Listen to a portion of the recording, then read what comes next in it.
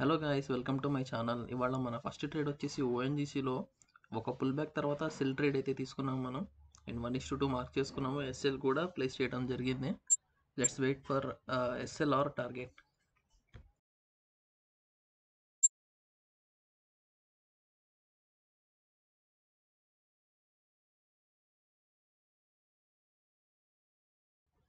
So present అయితే market ఇంకా side వేసే నడుస్తుంది. ఎటువంటి ప్రాఫిట్ ఆర్ లాస్ పెద్ద మార్జిన్లు అయితే ఏం లేదు.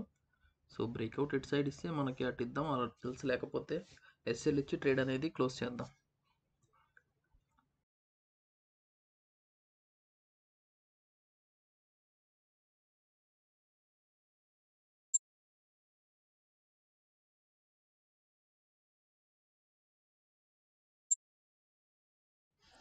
సో గాయస్, ఇది మనకి ఎగెన్స్ట్గా అయితే మూవ్ అవుతుంది ఓఎన్జీసీ ట్రేడ్ అనేది. ఇక్కడ ఎస్ఎల్ అయితే హిట్ అయింది. సో ఎస్ఎల్ బుక్ చేసుకున్నాం అండ్ సెకండ్ ట్రేడ్లోకి అయితే ఎంటర్ అవుతున్నాం మనం. ఇక్కడ ఇన్ఫోసిస్లో ఒక పుల్ బ్యాక్ వస్తే మన ఎంట్రీ అనేది క్యాప్చర్ అవుతుంది. సో ఇక్కడ మార్క్ అయితే చేసుకుంటున్నాను నేను. ఎస్ఎల్ ఎంత, టార్గెట్ ఎంత అని ఎంట్రీ తీసుకున్నాను అండ్ ఎస్ఎల్ ప్లేస్ చేశాను, టార్గెట్ కూడా మార్క్ చేసుకున్నాను.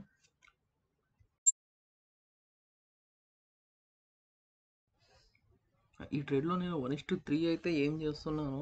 ఫస్ట్ ట్రేడ్ ఎస్ఎల్ హిట్ అవ్వడం వల్ల ఒకవేళ 1:2 హిట్ అయితే కనుక ట్రైలింగ్ అనేది స్టార్ట్ చేస్తాను. 1:3 అయితే గుడ్, ఆర్ఎల్స్ లేకపోతే మనం ట్రైలింగ్ ఎస్ఎల్ తీసుకుని బయటకు వచ్చేద్దాం.